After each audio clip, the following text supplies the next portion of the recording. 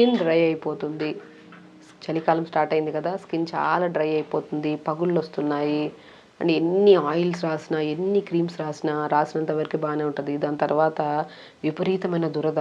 And చాలామంది ఈ మధ్య కాలంలో థైస్ దగ్గర, ఇన్నర్ పార్ట్స్ దగ్గర, అండర్ ఆర్మ్స్ దగ్గర అంటే ప్రైవేట్ పార్ట్స్‌లో కూడా ఎక్కువ దురదొస్తుంది. ఎంత లోషన్స్ అప్లై చేసినా, ఏమి చేసినా కూడా మనకి అసలు ఈ అసలు పర్టిక్యులర్‌గా ఈ ప్రాబ్లమ్ అనేది చలికాలంలో ఎక్కువొస్తుంది. దీనికేమన్నా నేచురల్‌గా ఏమన్నా ఉందా మేడం సొల్యూషన్ అని చెప్పి చాలామంది పేషెంట్స్ మన దగ్గర రావడమే కాకుండా కామెంట్స్‌లో కూడా నేను చాలా చదివాను. సో, ఫస్ట్ పాయింట్ ఏంటంటే స్కిన్ డ్రై అవుతుందంటే మెయిన్ ఇంపార్టెంట్ మనం నీళ్ళు సరిగ్గా తాగట్లేదు అని.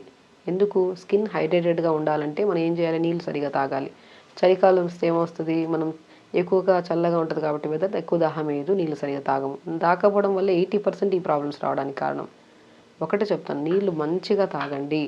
స్కిన్ ప్రాబ్లమ్స్ ఎవరికైతే ఉన్నాయో లైక్ సోరియాసిస్ ప్రాబ్లమ్ గానీ, స్కిన్ ఎలర్జీస్ గానీ, ఇంకా ఇచ్చింగ్ గానీ, ఫంగల్ ఇన్ఫెక్షన్స్ కానీ, డ్రై అయిపోవడం గానీ, ఎన్ని లోషన్స్ అప్లై చేసినా సరే దాని రిజల్ట్ రాకపోవడం గానీ, ఇవన్నీ సమస్యలు ఉండేవాళ్ళు మామూలుగా నార్మల్ స్కిన్ ఉండేవాళ్ళు ఆల్మోస్ట్ 1, 2 లీటర్స్ తాగినా వాళ్ళు కొద్దిగా వాళ్ళకు కూడా స్లోగా ఈ ప్రాబ్లమ్స్ వచ్చే ఛాన్సెస్ ఉంటాయి. సో, ఎప్పుడైనా సరే శరీరానికి అట్‌లీస్ట్ 3-3 ½ 4 లీటర్స్ వాటర్ ఇవ్వాలి. వాళ్ళ హైట్‌ని బట్టి, వాళ్ళ బాడీ వెయిట్‌ని బట్టి.